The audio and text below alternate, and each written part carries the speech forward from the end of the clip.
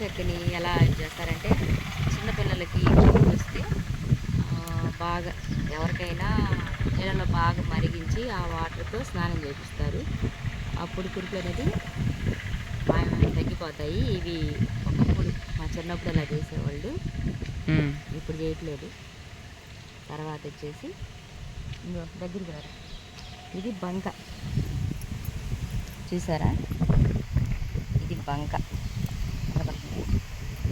ఈ బంక చిన్నప్పుడు మేము ఈ బంకను తీసుకొని బుక్స్కి అంటించుకునే వాళ్ళు. అప్పుడు మబ్బుగా ఏం ఉండేది కాదు. ఇదిగోండి ఇట్లా అంటించుకునేవాళ్ళు బుక్స్కి. అప్పుడు బంక అనేది ఇదే.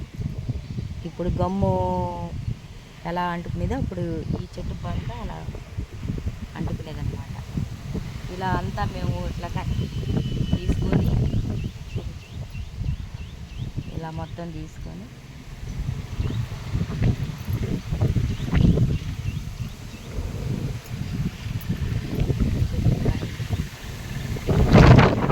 బాగా చేసుకొని ఒక గిన్నెలో కొంచెం నీళ్ళు పోసుకొని దాన్ని బాగా నానించేవాడిని. దాన్ని తీసుకొని బుక్స్ కట్టించుకునేవాళ్ళం.